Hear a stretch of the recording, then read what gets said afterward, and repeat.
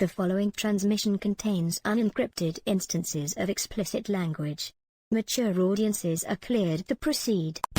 Shall we begin?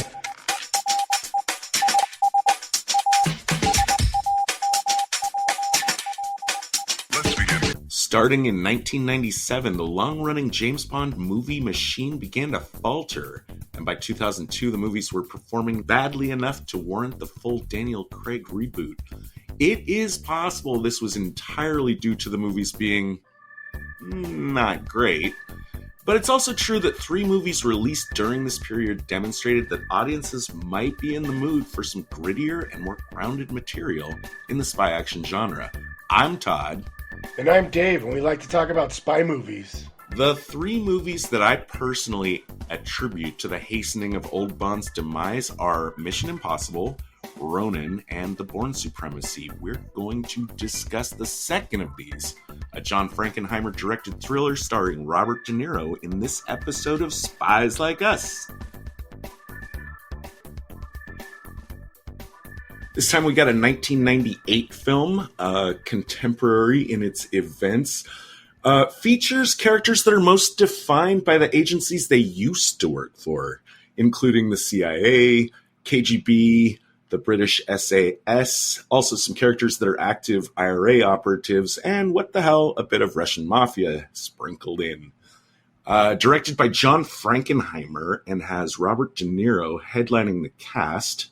Look at this, man. I swear, ever since Battle of Algiers came into our lives, I'm seeing it everywhere. Frankenheimer, the director, Wiki says he employed a hyper-realistic aesthetic in his films to make them look realer than real, because reality by itself can be very boring. And he credited Guillermo Pontecorvo's The Battle of Algiers with inspiring his style. He considered it flawless and more influential than any other he had seen. So yeah, directors, they love that movie. Yeah, apparently. I talked to my mom about us doing that, and she had said, "Oh yeah, when that was out, that was big. We all got everybody together and went and saw it a couple times." And I was like, "What, really?" I didn't realize how big of a film that was. Awesome. I had a quick note. The credits in this movie, just interesting that I feel like they kind of are trying to be reflective of like a much older movie. Like, I feel like the credits are like 60s, 70s kind of style. Just interesting. Well, a lot of the dialogue felt like, I remember saying that when we were watching. It felt like those older movies, like a 70s kind of action film, or like in the 70s had really well written scripts. Oh yeah. But they had that kind of weird dialogue where it advanced from like, the classic films where everything was super on the nose, but it was still kind of an odd pacing. It kind of felt like that throughout the whole movie. I think you start seeing some naturalistic dialogue start to develop in that period. I feel like the cop movies in the 70s, they started like trying to talk more like real cops instead of cartoon cops. Yeah, they broke away from the cartoon characters. A lot of notes on the cast this time around. Starting with De Niro, this is like one of the last films before what people regard as his slump period in the early 2000s, where he kind of started doing some comedies and some kind of weird roles that weren't really my favorites personally. I guess I'm not the only one. De Niro is a repeat visitor to the podcast, having also appeared in The Good Shepherd. That he directed. Still my favorite spy film. Okay, cool. What's her first name? Isn't it Natasha? I just wrote McElhoney. Yeah, Natasha McElhoney is also a repeat visitor because she was the ballerina in The Company. Yeah. Turns out she's not Irish after all. They had a voice coach on set to help her out with that. Could have fooled me. I mean, I'm not Irish, but I like the accent quite a bit. Yeah. Kind of thick, very sexy. I actually kind of low-key think she's one of the best parts of the movie. I didn't always feel that way, but now having seen it again after a long time, I really think she's part of the thing that makes it rewatchable. She's pretty good in it. Yeah, she was great. Yeah, I think she did great in it. She I think her puts and up. Lonsdale were the highlights of the film. Oh, yeah.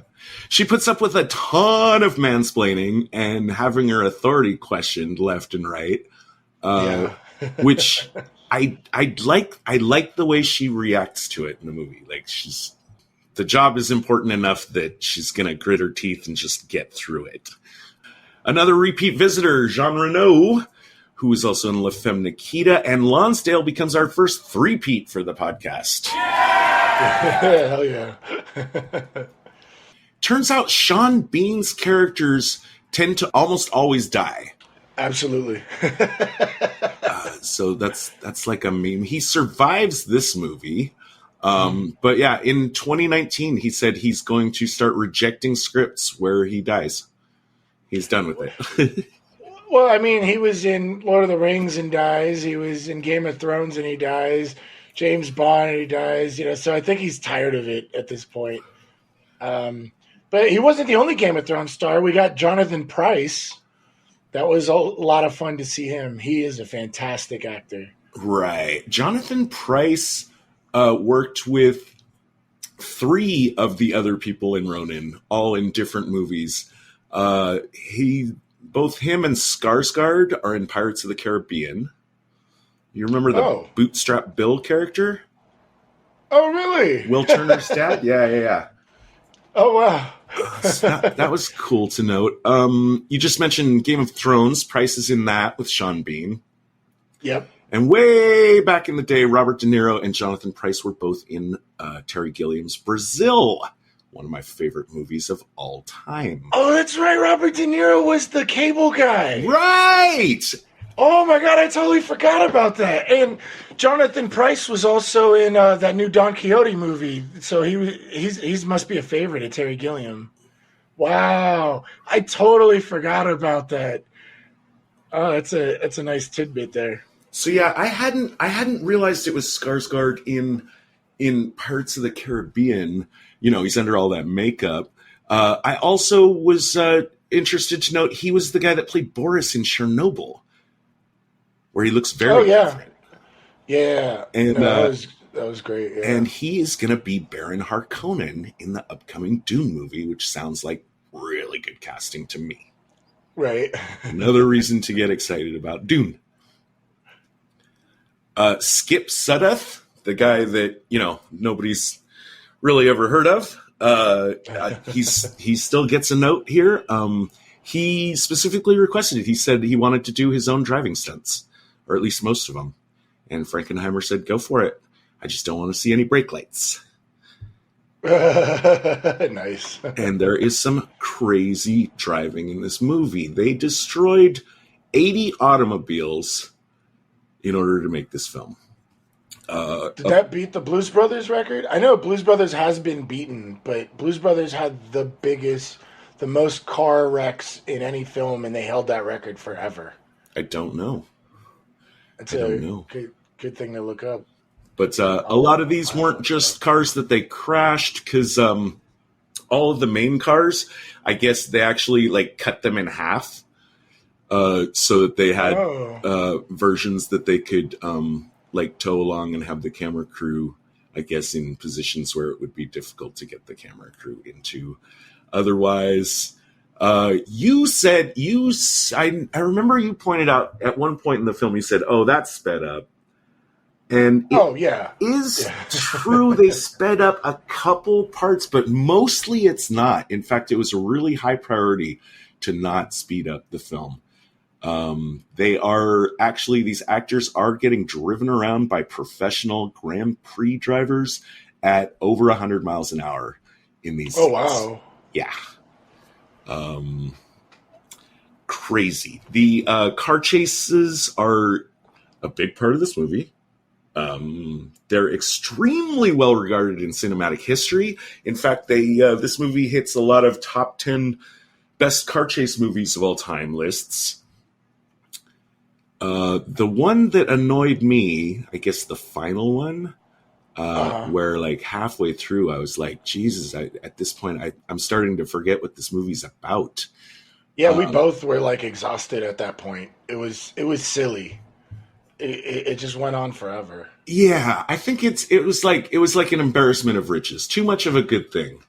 Right. And I don't think audiences would care for car chases of that length any longer. I clocked it, dude. It is actually 10 fucking minutes long.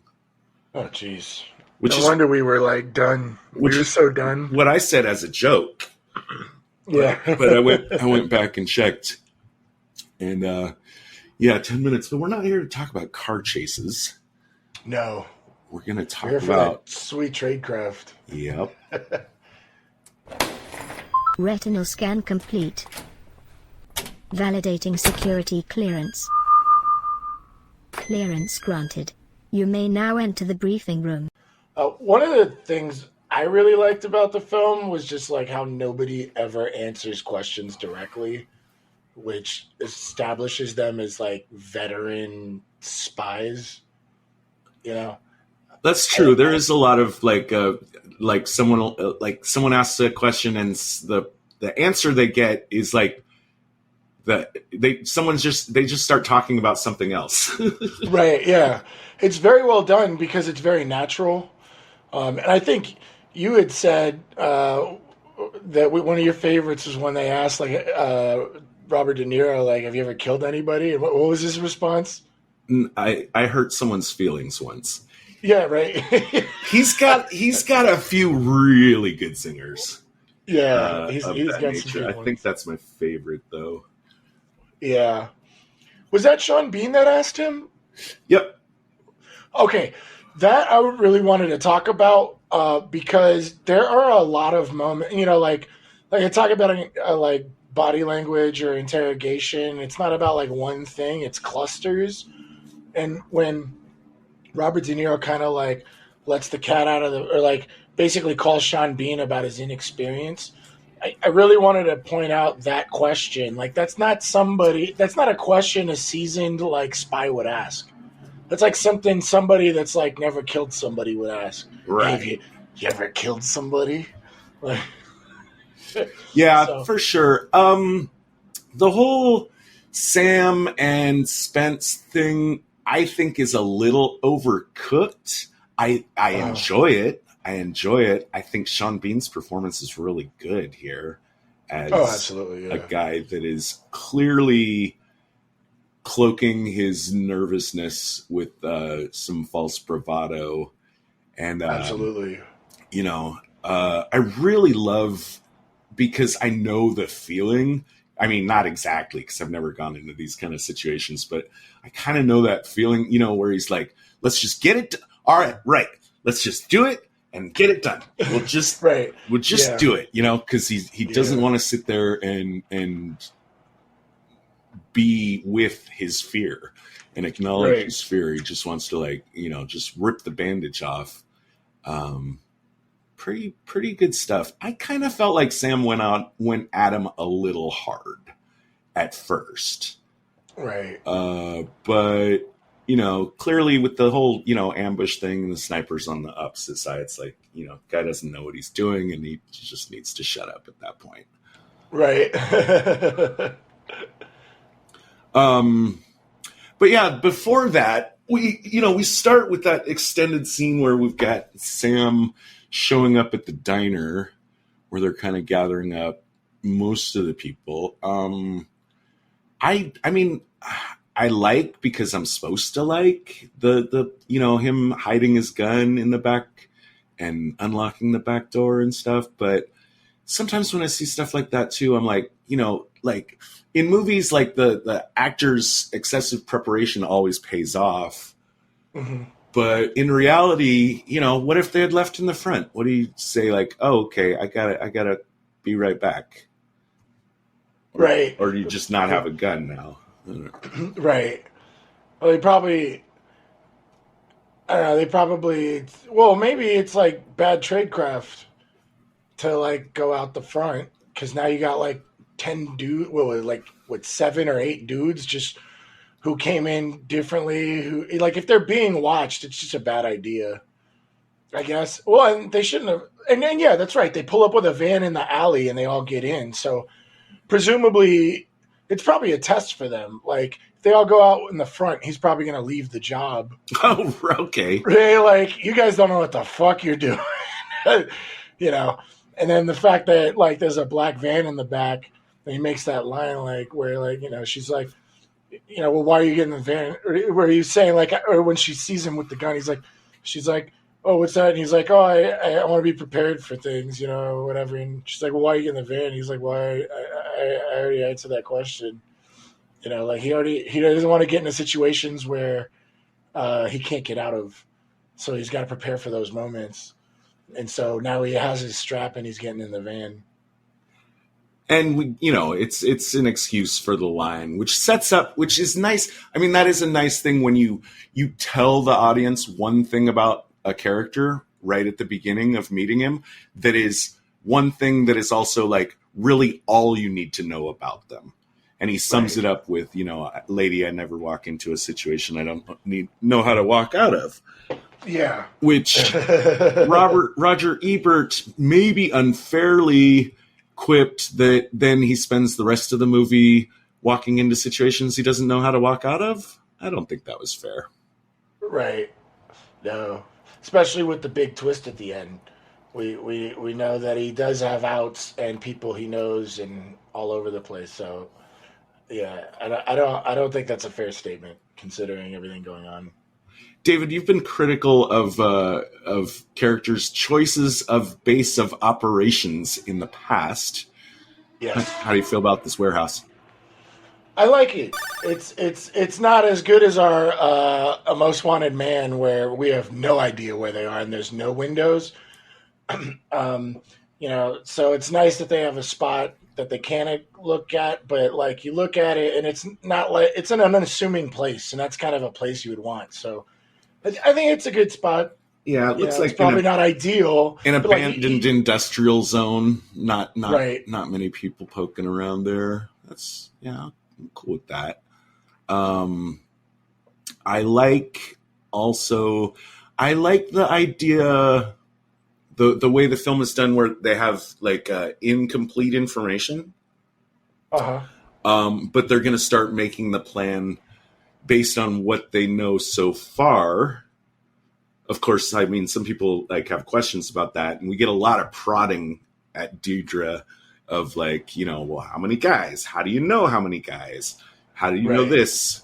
Where did this come from? And but I do give it plus 5 points in my number 3 best tradecraft for the idea, because this situation could come up in the field where you don't know everything now, but you will know it by the day, and you're just going to base your plan around what you know so far, which is 5 to 8 men, 2 to 3 cars, and you know, just be upfront that we're going to have to improvise.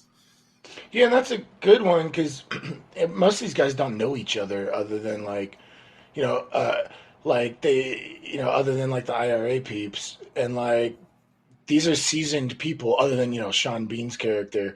They're all veterans, so they're going to be poking around just to kind of like gauge them. We get that cool coffee cup moment, you know. So I like that it kind of like certifies this team. Like these aren't like rookies, you know.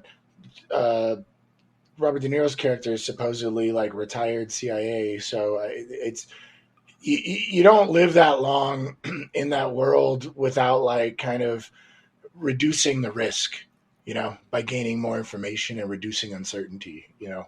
So I think that was really good. So definitely a good choice for a best tradecraft. You mentioned the coffee cup, the reflex check on Gregor, which is neat. Like a lot of this movie, it's neat, but yeah, you know, it's more cool than necessary or kind of justifiable. Like I don't get why Sam is reflex checking this guy in particular. Yeah, and he's the tech guy, right? Mm-hmm. I mean, well, for a tech guy on the road in the field, you kind of want to make sure he can, you know, move. But why him specifically? Yeah, but yeah, you're right. It is cooler than necessary, and it goes back to the feel of the old '70s kind of pacing, I guess. If I were to put a theory out there, I would say, well, Sam's CIA, he sees that this guy's Russian. Maybe he has glued onto the idea that this guy's a tech guy, but hey, let's see if I can figure out if he's ex-KGB. Right. Oh, yeah. and yeah, that would be like the number one, of all the people in the room, I guess, knowing or not knowing what you do about their nationalities and their pasts and past experiences, I think a CIA guy, especially on the operation that Sam's on, the knowing or at least being able to deduce a high probability that someone is ex-KGB or even could be secretly current KGB. Because, well, considering the big twist at the end, that's right. Right. The box. Yeah. Okay, so before the box, let's just put a pin in the idea that this team of people that don't know each other, I don't think this is how you do it in real life at all. I was really looking forward to, we almost had a guest on the show who actually might have been able to shed some light on this. I know that people with military and intelligence backgrounds often go into private work as mercenaries. But I question the IRA's wisdom in choosing to go this route. And also that they're using basically none of their own guys. I mean, like, if you're desperate for what they're looking for, you don't really want to risk your guys. And considering the timing, they might not have the numbers that the IRA would have, previously. And even considering the old IRA. Apparently there was like 2 IRAs. I learned this after watching Peaky Blinders. They kept talking about the IRA, and I was like, has the IRA really been around that long? And apparently there was like a revival when, when we would remember, like in the 90s, where there was like the terrorist actions or whatever. Oh, okay. But there was apparently an older one. And at this point, I think audiences would have considered the IRA like super serious threat. But I think at the timing of the release, it wouldn't have been. I'm not sure. I should look into that. But I remember being like pretty young when it was like world news that it was like a big issue. I don't know. I didn't do my homework on this one. But I will say, yeah, definitely a lot of people will go into private work. I know for sure, like after reading Snowden's book, that a lot of them would start in private work right after getting their security clearance, or that private work is used as a cover. So it's a lot of this is not that unbelievable, but yeah, you're right about it being weird that the IRA would hire these guys unless they didn't want to risk their people. But where would the funds come from? I don't know. Those are some really good questions. I don't think we get a lot of evidence in the film to kind of. For instance, our guy Richard Dreyfuss hired in let's see, what's the movie? Red. Right. He hired a private South African hit team. Mm-hmm. And there's the reason he's doing that is to keep his hands clean and his involvement clean. But, like these people should be, I think they should in reality be able to find 5 people that have worked together in the past. Right. That would be better. Which we're going to find out would have been because there's a betrayal. If you're trying to keep a distance between the IRA and they're trying to get this box, right? Mm-hmm. And I guess they don't want the world intelligence organizations to know about the box. I would presume the Five Eyes are active at this point, right? I think that even makes it sillier, because if your idea is to reduce exposure, what you've done here is you've brought 5 people together that all have connections. I mean, just because they're retired doesn't mean they don't still talk to their friends. Right. Yeah. And talk to people. Well, So you've brought 5 people from 5 different intelligence agencies, around the world. I think you've increased your exposure, not reduced it. Oh, and it's pretty well known at the beginning that Deidre and Sean Bean and other guy are IRA. No, right? Sean Bean is SAS. He's British. Oh, that's right. He's British, That's not right. Irish. But it's clear Deidre's running the op and she's IRA active. She's not like saying I'm ex-IRA and Correct. we're just trying to get this to make some money. The IRA obviously wants it for a purpose, and it's probably some amount of terrorism. So that's kind of minus spy points for even letting that out. If you try, realistically, want the distance between the IRA obtaining this package, that shouldn't even be information. Like, it should just be like, hey, we're hiring you to accomplish the thing. Who are you? Don't worry about it. I'm paying you. You know, actually, like, maybe I should talk, like, I think it was my number 3 best tradecraft was keeping, price, like, secret. Like, no one knew who the real handler was. It was just Deidre's the contact. She's managing the team. And it kept distance, and I really liked the distance between that. And this goes back to our Battle of Algiers thing with the cells. You want to compartmentalize everything so that information isn't available. So I kind of want to say the worst part of that is even bringing up IRA to begin with. I mean, it's not really that important for the story, but I don't think it's good op. I should probably change my worst tradecraft to that one. That one's pretty bad.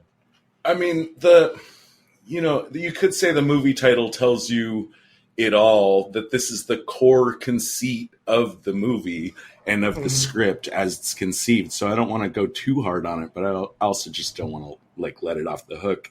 Right. Yeah. Hire an outside team. That's fine. But, don't hire an outside team of a bunch of people that have never worked together. It's Well, that goes back to the distance thing. I was thinking, it's kind of like Reservoir Dogs.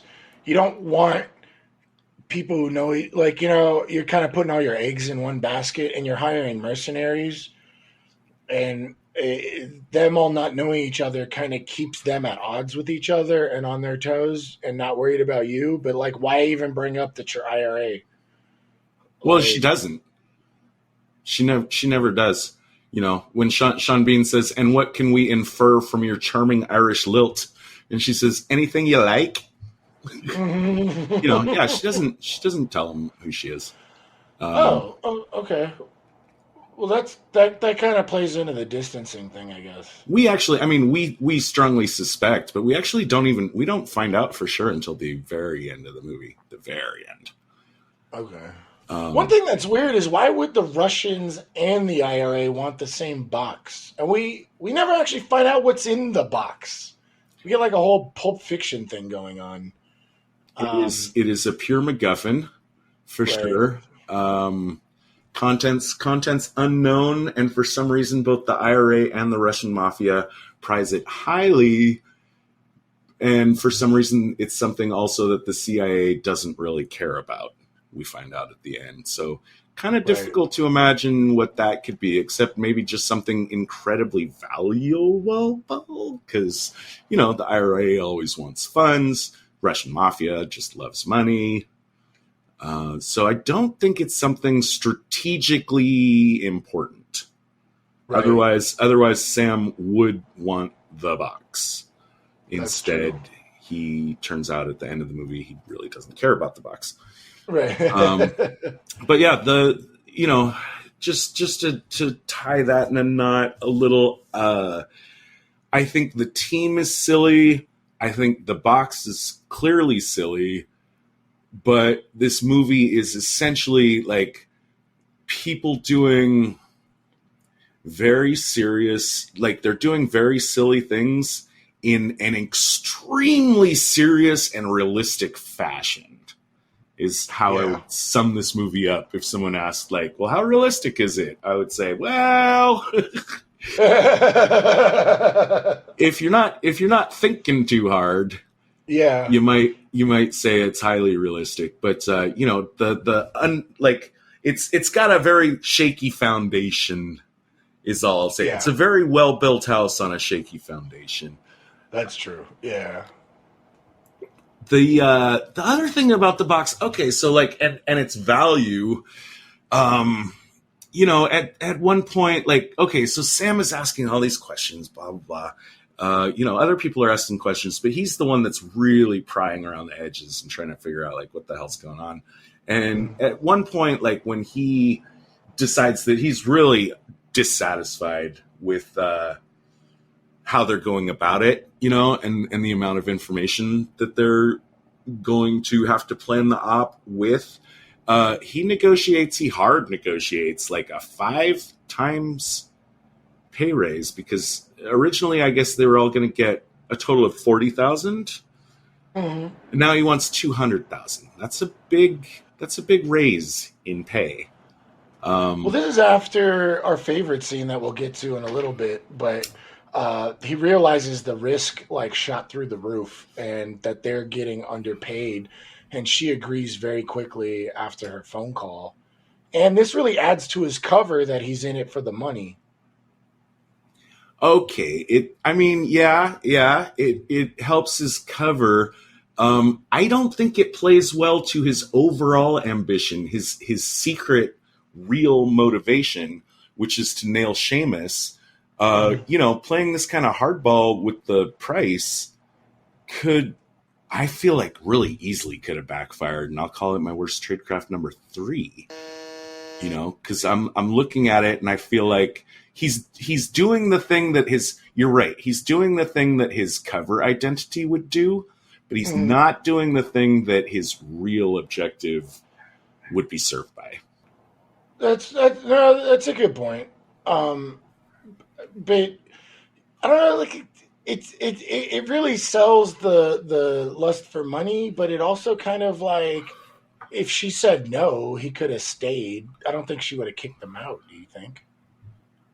I don't know, but it is a big what if. I don't think he gets. It is a big what if. I don't think he benefits nearly as much as he risks by playing hardball on the price. That's where I'll stand on that. Okay. And then also to remember, these are things the movie is like hoping you won't pay attention to, but this is what I like to do. I like to try to see, like, I'm like, I watch spy movies like I'm watching a magic act. Yeah, right. Like, and it's not that like trying to see like where the misdirections are. It doesn't reduce my enjoyment of the movie. It actually kind of improves it, and it's just fun to do. And I think that's what this podcast is all about. So I also went in and was thinking, like, okay, so now that the pay has been quintupled, it's difficult to imagine how much Gregor, our Stellan Skarsgård character, is expecting to get paid by continuing the betrayal. Like, after the Russians like try to double cross him, he says, "Fuck you, my price just went up. I'm tripling my price now." Now, so starting with he was going to get 40K for doing the job. That was the initial offer.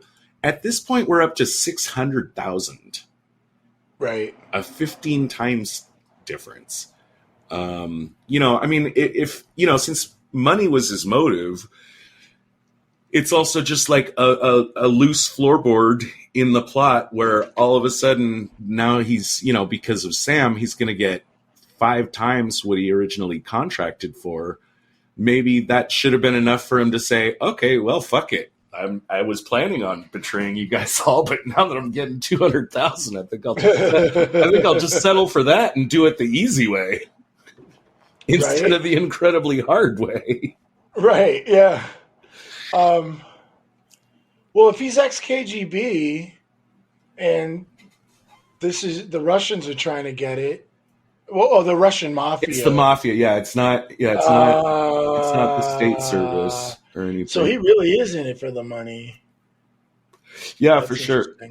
For sure. So he's not doing it for the homeland or whatever. That's silly. It's a little. That's a big risk. Yeah. That's what I'm thinking. I mean, well, and actually, I mean, he's expecting now not to get 600. Well, so he's expecting to get more than 200,000 by betraying the team. Obviously, it's got to be enough more than 200,000 to justify all the extra risk and extra danger to his life and all the ways that it could go, the increased number of ways it could go wrong with his betrayal than it could go without his betrayal. So, I don't know. I would think would have to be at least twice that. So now we're up to 400K. And now when he says he's tripling his price, now we're up to around like 1,200,000. Right. And the movie started with 40,000 as an offer. So I don't know. Just somebody's not doing the math. They're just writing cool lines. Well, he was probably planning on betraying them the whole time, especially with some of the shots we get at the beginning, like, we don't like this guy. This guy's going to be a problem later. Yeah, that is weird. I'll jump ahead, too, and say that when I do, since we're talking about the value of the box and how much they're getting offered, I'll jump ahead to the part where they're actually doing the op, where they're extracting the box. From its owners, like all those cars crashing into each other, all these teams coming in, all this shooting. I'm going back in my head and I'm saying, there's no way. If I knew this was the job, there's no way I would have done this for 40,000. No way. This is not a $40,000 job. Not even in '98, and we're guessing 3 years to make a film. So what? '95? No way. That never. Not even close. Actually, where was I? Was it the Spycraft documentary where they were talking about people that like double crossed? And I'm reading a book about counterintelligence. You talking about the Netflix series? Yeah, and I'm reading To Catch a Spy by James M. Olson, The Art of Counterintelligence. I'm reading some of these stories and what these people who betrayed their country for, the money is like not that much. It's like 100K or 200K. Some of these are older stories. Like you're like, okay, well the money makes sense, I guess. But like some of them, you're like, there is no way. And a lot of them had financial troubles. And I know intelligence agencies, one of the big factors that are considered in like an applicant's like resume is their financial status. Mm-hmm. And it seems to me that most, like you go through the 4 recruitment things. It's like, money, ideology, compromise, and ego. It seems like money is like the easiest one, but then compromise is even bigger. So you look at someone in debt and they need it. So now you have like the money and the compromise like thing involved. But like you look at the amount of money some of these guys were looking at. Like I know some of them were in exorbitant amounts of debt, but some of them weren't. And like, I mean, I know like intelligence isn't like the biggest paying job in the world, but it's still like a pretty good living comparatively. And I'm like confused. Like, I don't really have a price for betrayal. Like, and if you wanted to try and like negotiate a price for me, like some of these amounts are like minuscule. So for this guy to get hired for 40K to risk his life, get it up to what you said, like 200K. Now all of a sudden, like he's probably great. Like he's probably in it for the money already. My calculations, if you have to buy every piece of logic the movie gives you, whatever's in the case has got to be worth $1.2 million. Yeah, right. And it's got to be worth more than that if the Russian mafia wants it, because they're going to sell it, right? So you're playing the negotiation game. I presume the IRA is planning on tying up their loose ends, so they don't care about the negotiated price. Would be my guess. The whole thing, it's just I don't know. But you're right. I definitely wouldn't have taken that job for 40K. Which now I should flag, because I had in my notes I had been I was going to bring this up later, but I'll mention it now then. So the 40K, like the IRA thing, per person, 40K when whatever's in the case is worth at least $1.2 million, they're lowballing. And I think that was a bad idea. And that is let's see, what did I say? Number 2 worst tradecraft, Yeah. garbage in, garbage out, pay the extra money, pay the money to get an actual team that's worked together and that you can trust. I don't know. So we've danced around it a little bit, but let's head right into the spoiler alert part of the movie, the twist at the end, which is a cool one, but it's kind of also like it's not integral to the plot. But just to be clear, the idea that we're shown on screen is all these people are ex-intelligence. It turns out Sam is not ex-CIA. He actually is still very much working for the CIA. And he's infiltrated this mercenary operation because the guy on the IRA side that wants the box, that is kind of working everything through Deirdre so that, he can remain hidden. That's his real target. He wants that guy to have to come out of hiding. Right. Or at least like that's Sam's interest in being involved in all this box nonsense. Now, in the movie, it's Gregor's betrayal of the team that forces Seamus, played by Jonathan Pryce, to come out of hiding. Had to ask myself real quick, like, what was the plan if that hadn't happened?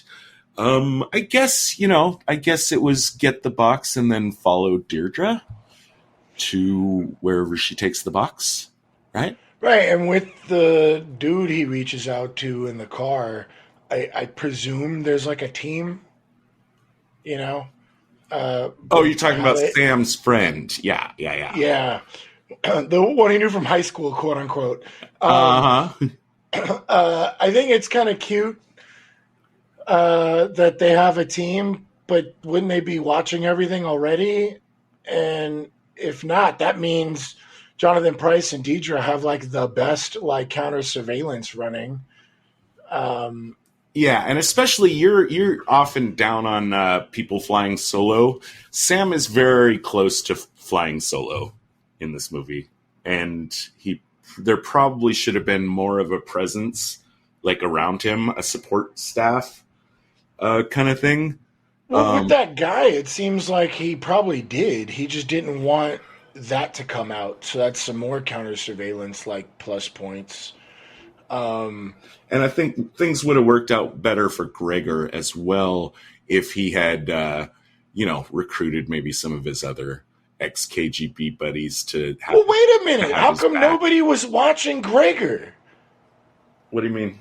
Wait, hold on. This is the big hole in the story, or I guess in the tradecraft. If the IRA is running like stellar counterintelligence, they got to be watching everybody on the team. I would have, right? Well, especially with the type of. I think you mentioned before, like maybe they're short on manpower. It's like you got to pick one or the other. They're either short on manpower or they're not, right?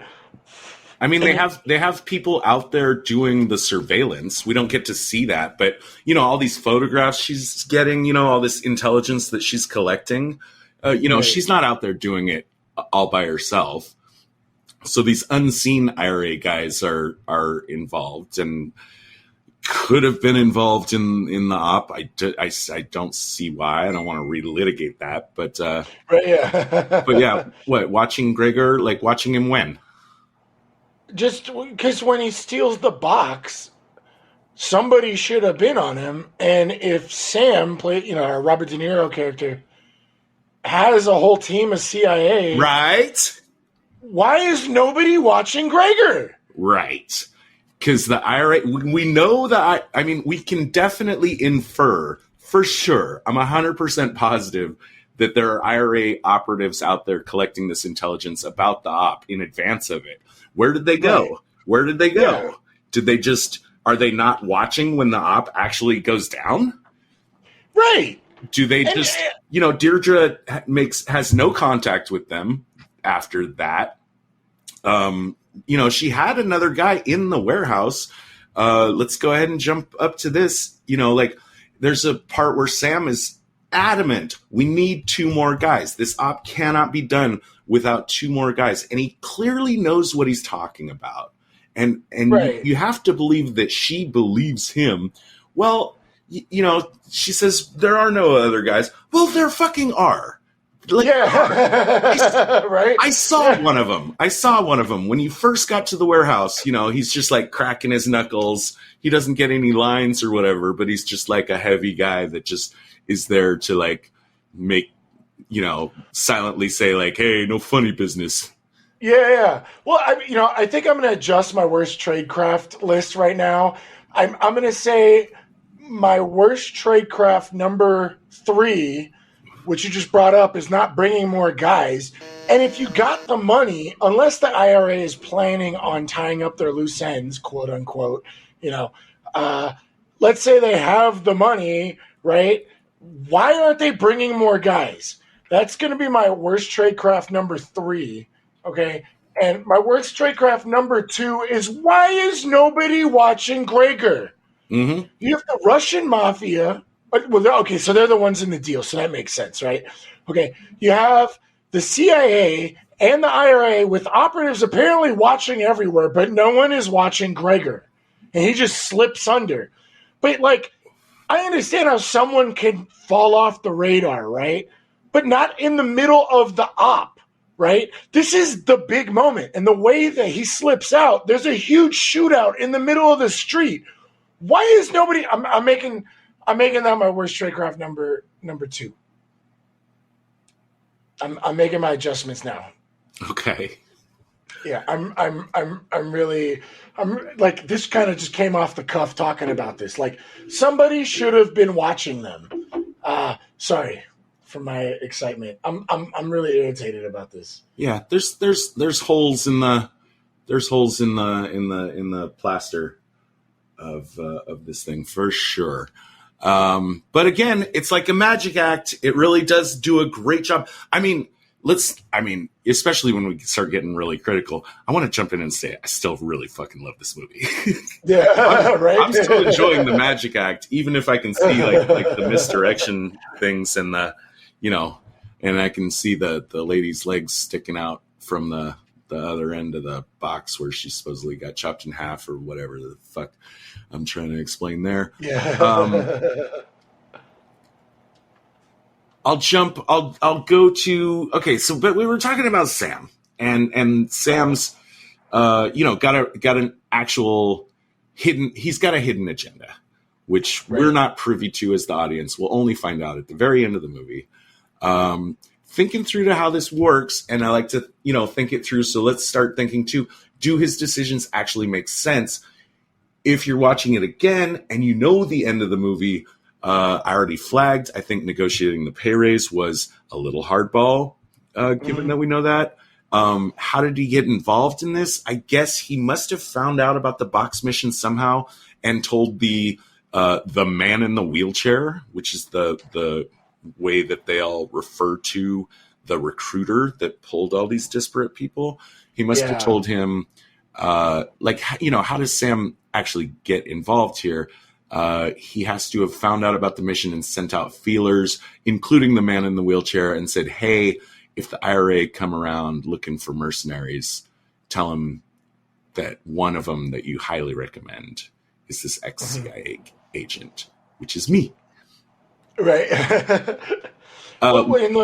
Wiki tells us, before you go, Wiki tells us that or actually, I think this was IMDb trivia. The man in the wheelchair is most likely a reference to The Bourne Identity, the book, not the movie, in which there's a prominent character who was a mercenary broker. So that's probably just a little spy. Oh, well, that's what I was about to kind of bring up. Spy fiction enthusiast Easter egg. Yeah. That's a really nice Easter egg. That's an interesting job or a business to run. Could you imagine running that business, especially in a wheelchair, unless he's just fainting the wheelchair? But I just have connects and intelligence. I know people that get the job done Sure. for a price. Mm-hmm. Yeah, that'd be an interesting business, I guess. Should it be a lot of money? But yeah, I just wanted to cycle in and do at least a tiny bit of thinking on like how Sam nestled himself in to this operation, and I guess that's how you would do that. Another thing, as now a positive spy points note that I have for the movie is that once you know the ending, when you're rewatching it, all of Sam's persistent questions now have much greater meaning. Mm-hmm. You know, like on the surface, on your first watch, you're just watching him just, do his due diligence. I never walk into a situation I don't know how to walk out of. Right. So how many guys? Who's your boss? How are we getting out of here? Forgive me. I like to work it backwards. Like he really wants to know, like, where is Deirdre gonna, because he doesn't know Gregor's gonna betray them. So his plan must be like at the extraction, where are you going with the box after the op? Right. And he's asking it in the right way where it seemed I don't know. Have I talked about it enough? It's just like there's a double meaning to his interrogative approach to the op. He's gathering information, which is something we love. And that's my number 2 best tradecraft of the movie. And he actually asks her, "Who's your handler?" a couple times. He's constantly prodding around on that. Yeah. What about this? We learn later that the CIA can track cell phone calls. Maybe that was, something they should have done when he negotiated the pay raise, knowing that would trigger her to need to call Seamus to get approval for that. Why didn't they why weren't they Johnny on the spot tracing that call? And then boom, you got Seamus. Fuck this box. I'm out of here. Well, maybe they did, and since the IRA is running like impeccable, like counter surveillance, they couldn't get him. That is a good point, though. How were they not able to spot that? That's interesting. Well, I mean, if they hired Gregor to begin with, like, they probably know about this tech anyway, so the IRA would probably know not to have the person of importance, like, on the phone. And that's why you have the brush pass on the escalator. That's where I wanted to go next. What do we got on that? This is where Jonathan Pryce as Seamus first appears in the movie.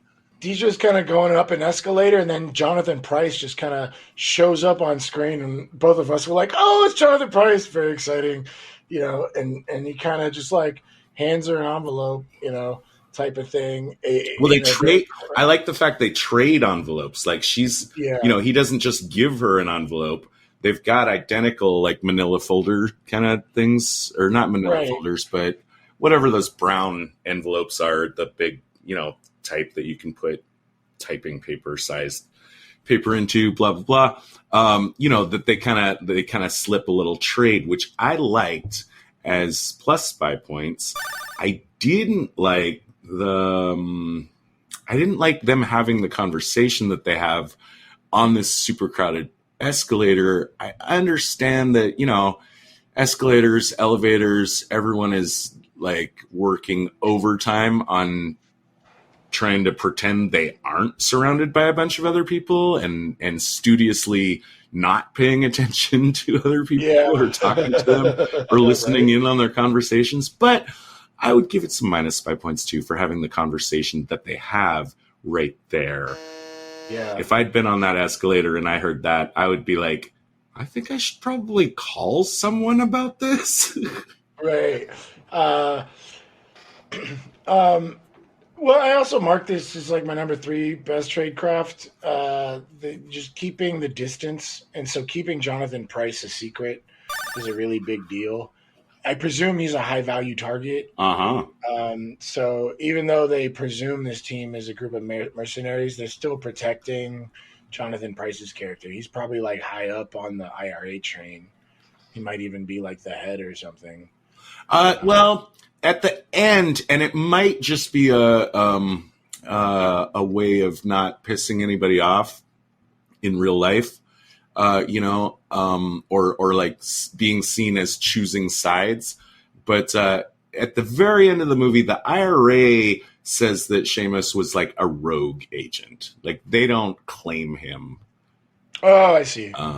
When he gets killed, but that could be any number of things. It could be the story trying to gloss something over. It could be the movie trying to gloss something over. But I really do agree that this is good tradecraft and good storytelling.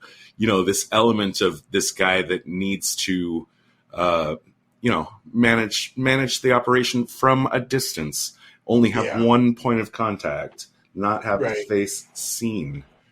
Yeah. So yeah, he's definitely a high priority target. He's like got to be on like the global like most wanted list or something. Right, yeah, or something like that, yeah. But yeah, that's our setup of our situation. You want to talk about the arms deal? They get there to make the deal, and there's only like half the weapons there. And so, obviously this is going to trigger some concerns for veterans. Sean Bean is just like, no, let's do the job. Let's get through it, But one thing was weird was Robert De Niro spotted a sniper on the bridge and just started shooting. Mm-hmm. I don't know if as someone experienced would have recognized the shot was about to be fired, but it could just mean the sniper was there for cover. Right. I would have liked, if I was on our team, I would have liked to have a sniper in position, not because I'm planning on double crossing the deal, but just in case the other side decides for a double cross. So yeah, I'm going with minus points on that. And when they, the arms dealers, well, also I don't like, I don't know. It's still not clear to me who set up this deal, this transaction. Jean Renau is supposed to be the fixer of the team. He says, if it's in Paris, I can get it, even specialized equipment. He should know people that he can trust to get them what they need.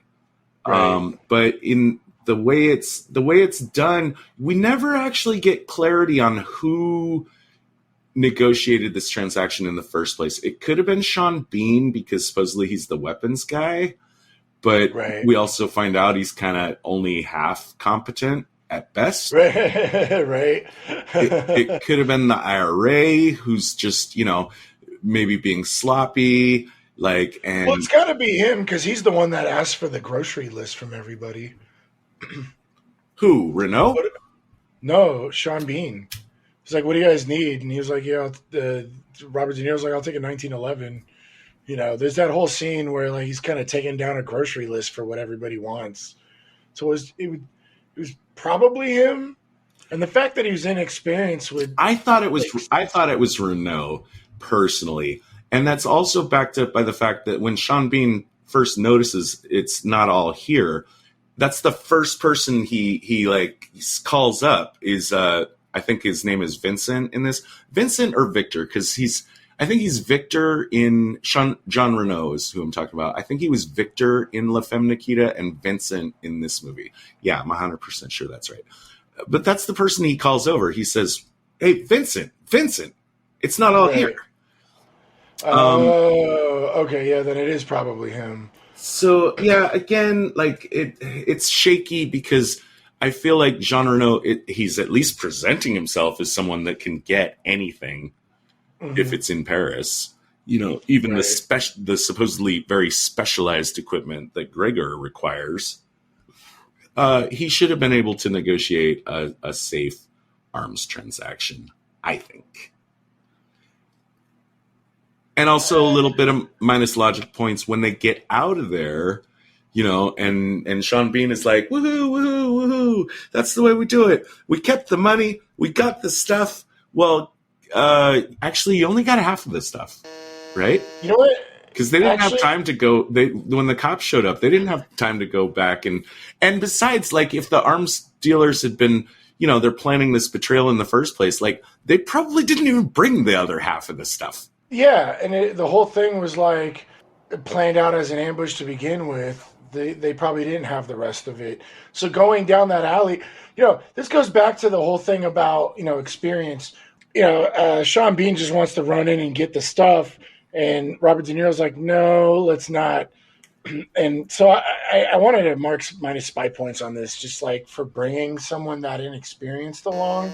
Like, I'm not sure that they were really that low on people.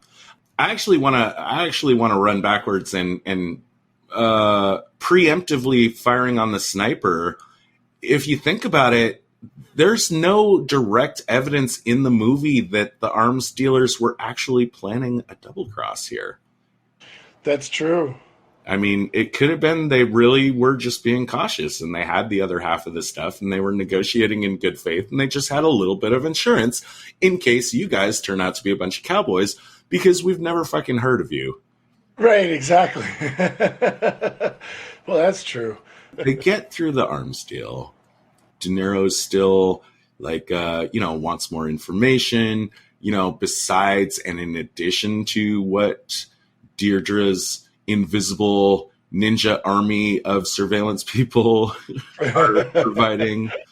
You like this part when they go to the villa, and you had your comment comes first. The hotel was fantastic, and she's all nervous, and he's like, "Just relax. We're a couple having an enjoyable time."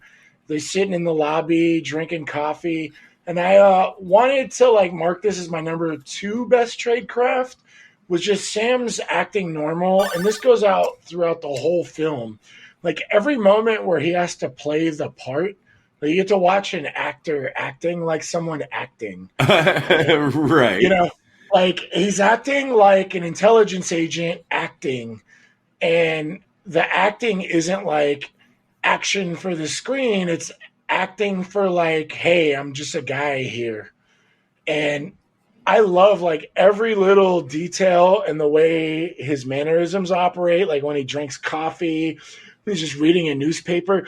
Like usually in like spy films, especially the old ones, there's always like that very like, like clear image of just a spy reading a newspaper. You know what I mean? And you see the like frame or like just the shot, and it's like, oh, it's a spy reading a newspaper.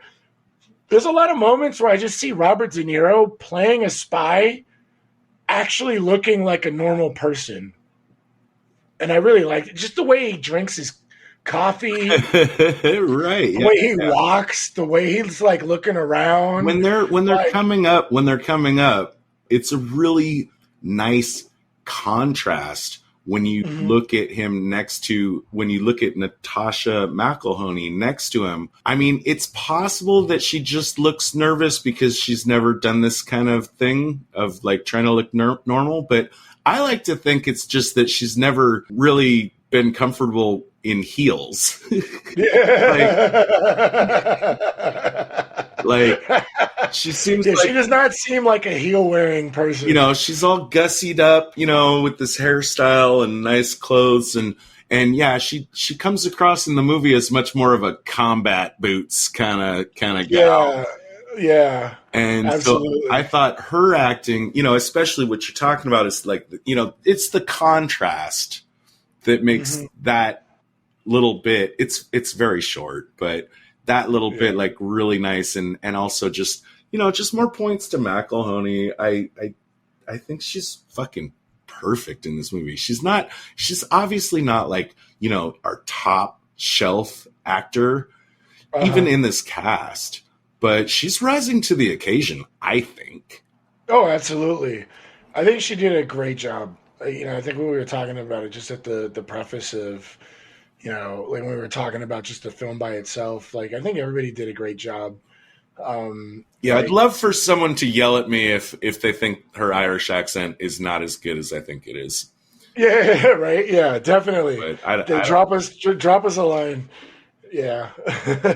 But this is what leads up to our favorite moment of the whole film. It's not just our favorite moment. This is, besides the car chase, I think this is the piece that everybody remembers about this movie.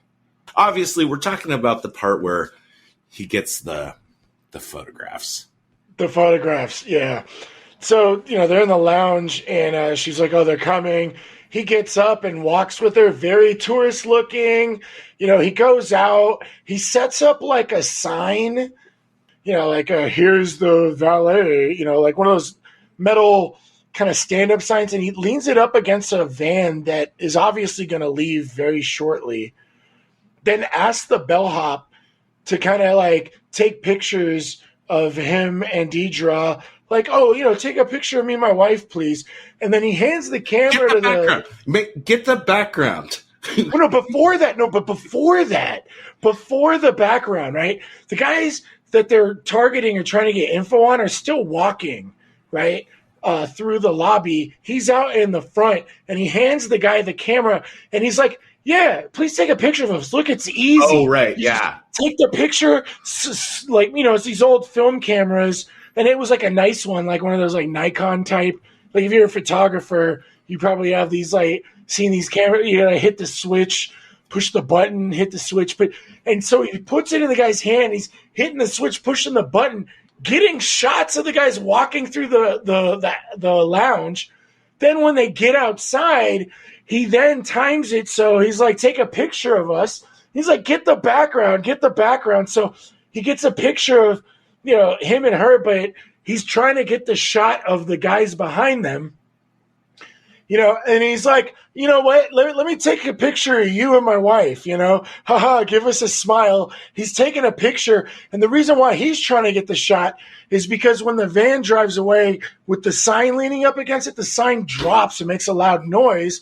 So all the guards around their target jump to try and cover him so he could get a shot of what kind of like team is running on their target, how many people are running, watching them, how quick are the bodyguards, who's doing what, where.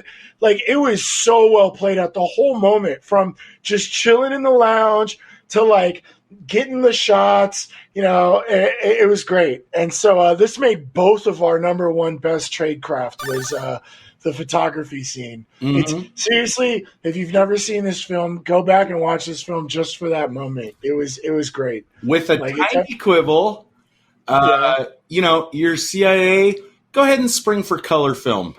When they actually cut to, they're looking at the photographs, they're in black and white. They're in black and white, which is obviously for just like, I don't know, a spy movie feel reason. Right. But you could put some color. You could put color film in that bitch. Yeah. Or at least, well, I think isn't like all film color film? It's just how you expose it or something. No. I don't know enough about film. That's not true. That's not true. I'm 95% sure. But initially too, when he's like, like you said, like when he's getting the pictures, like basically like from the hip as he's beginning to demonstrate, there's a whole art of it, and it requires a lot of practice and experience to take candid photographs, to to be in a crowd situation. Usually like most of our experience with camera is like, okay, everyone line up, everyone see. Right. Hyper aware of the fact that there's a camera involved, and it actually takes there's an art to taking photographs of real, like, naturalistic photographs of people that don't know that they're being photographed, because you get an entirely different result out of that. Well, and it's also the art to the tradecraft, and you keep bringing up that this film is a magic show, and just making everything smooth and realistic, from every moment of him in this photography scene, like everything checks out. You know what I mean? It's masterful. Yeah. It's one of the, I would say it's I mean, it's not just our best tradecraft of this film. I think it would rate very highly if we were to compile, if we were to go back through our number ones of all our movies. I think this one easily is probably in the top 5. It's pretty fucking genius. Right. I'm a little concerned with the Target's bodyguard team. Somebody should have noticed that pictures were being taken. It all makes sense, but like I still would have been like, "There's a camera." It's such a well thought out scene. Like I don't really want to put it to the third degree like we normally do because it just works out so well. I really loved it, every minute of it. Moving on, she gets the information that the deal isn't going to happen today. It's going to happen tomorrow. So it's the last night before the op they've all been preparing for. I like, not just because it looks cool, but, driver guy is spray painting, blacking out the windows only on the last night before the op. Yeah. Which I like, and I'll give it plus 5 points because, if you blacked him out as soon as you reached the safe house, then maybe someone would have noticed and said, "Hey, what the fuck?" But it's already nighttime, I think, yeah. and this is our last thing. This is good. It's good timing. He still wants more information. Sam does, for, like we said, multifaceted reasons. When he says he's going to go for one last look at the villa that our guys with the case retreated to, she has to come with him, right? Yeah. Absolutely. Because this would be that would have been like, for instance, if he was a traitor, if he was a Gregor, for instance, in this situation, that would have been a perfect opportunity for him to go and tell the guys with the case, like, "Hey, we know everything," and blah, blah, blah. So she's really got to come with him. I don't think we get anything out of that except the gratuitous kiss. I mean, we got the, I remember. This is the villa moment I really liked. Okay. That I thought we were talking about earlier, where a car's coming by, so he kisses her. But your comment about the gratuitous kiss, this is when she's like, "I'm really wanting to kiss him." And I'm not sure it's that gratuitous. I think she might have been trying to like play him because she doesn't show up at the end, when he's at the coffee shop and Jean Renau's like, "She's not coming. She can't come." Like we really feel like Robert De Niro wants to like see her show up. He wanted the real romance, I guess, or at least that's what I kind of felt the film wanted us to feel. The initial script didn't have that in it. In fact, like a script doc, or I don't know, I don't want to. Maybe a script doctor is a demeaning term, but there's an original script and then there's another guy that came in, and one of the things he was brought in to do was specifically to add a love interest, and I think he did it very clunkily. I don't like it. I don't like the fact, like, De Niro's been, I mean, sure, very nice girls can fall for guys based on very shitty behavior, but I just kind of cringe a little on the fact that, like, I mean, De Niro's really been kind of a dick to her. Yeah. Like, yeah. They didn't share a moment. They didn't make a connection. It's just like him being a dick and constantly telling her and showing her and demonstrating that he's better than her and knows more than she does. And then that's a reason for her to say, like, "Oh yeah, yep, I want to kiss you." Don't like it. Except, well, I mean, I don't like it on that level. I love it on watching the movie level because I get to make so many jokes about Robert De Niro, being like, I don't know, this fucking, it makes no sense, but that's why I like it, that he acts like this fucking puppy dog about like want, like at the end of the movie, like hoping that she'll show up. By the way, we're going to talk about some alternate endings. Oh, when we get there that are very interesting on this topic.